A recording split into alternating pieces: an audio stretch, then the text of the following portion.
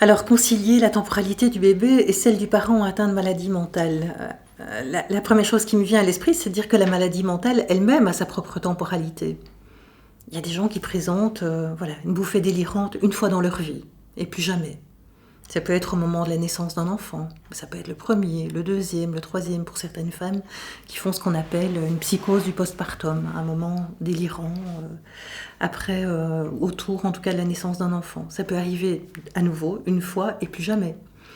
Il y a certaines maladies qui par contre répondent mieux au traitement.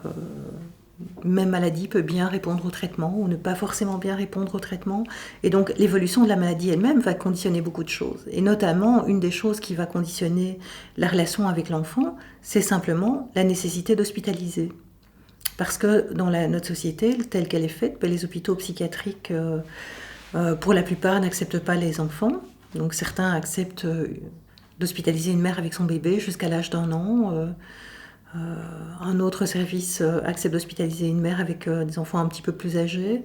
Mais globalement, c'est vraiment extrêmement difficile de faire hospitaliser une mère avec son enfant. Donc tout dépendra déjà du réseau qui existe autour de la maman. Est-ce qu'il y a un père qui peut s'occuper des enfants? Est-ce qu'il y a des grands-parents, des oncles, des tantes qui peuvent s'occuper des enfants?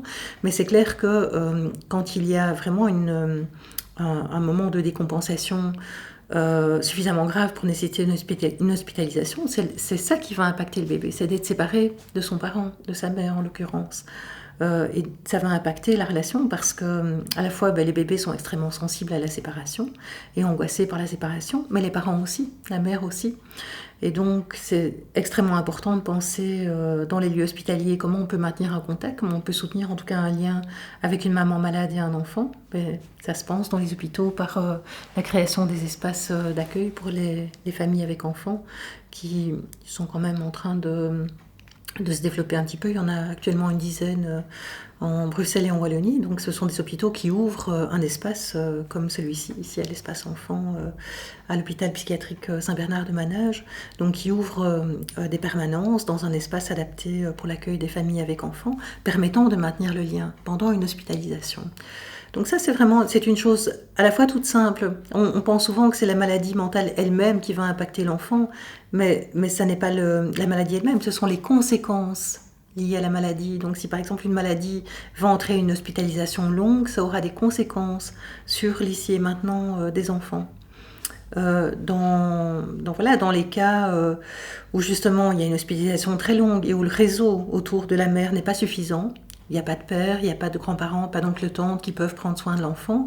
Dans ce cas-là, parfois, il y aura un placement. Et dans ce cas-là, ça peut impacter la vie de l'enfant et la vie, forcément, de sa mère à très long terme. Parce que les mesures de placement, parfois se prolongent, que le parent doit alors faire ses preuves, littéralement faire ses preuves avant de pouvoir revivre avec son enfant. Et donc, ça peut impacter vraiment à très long terme.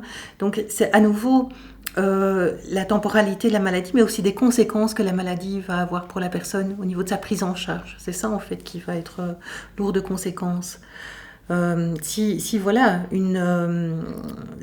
par malheur une décompensation est longue, dans ce cas-là l'enfant alors va s'adapter à un autre contexte, avec parfois une famille d'accueil, une institution, une famille élargie. Et donc l'enfant va nouer des liens avec ces adultes qui s'occuperont de lui. Et c'est à ce moment-là que la temporalité du parent et la temporalité de l'enfant peuvent être très décalées. Parce que une mère qui a fait l'effort de se soigner et qui se rétablit, après un long moment, va parfois se sentir capable à nouveau de s'occuper de son enfant.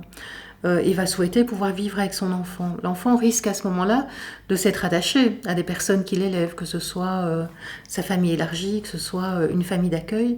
Et donc toute la question de pouvoir conjuguer à la fois le lien que l'enfant a créé avec les adultes qui s'occupent de lui et de maintenir les liens avec sa mère, c'est ça qui peut être mis à mal et qu'il faudra concilier au niveau des temporalités. Donc comment créer des contacts qui permettent et le respect des liens que l'enfant a créés et le respect du lien entre la mère et l'enfant, comment conjuguer ce « et », c'est ça qui va être, je dirais, tout l'art des intervenants.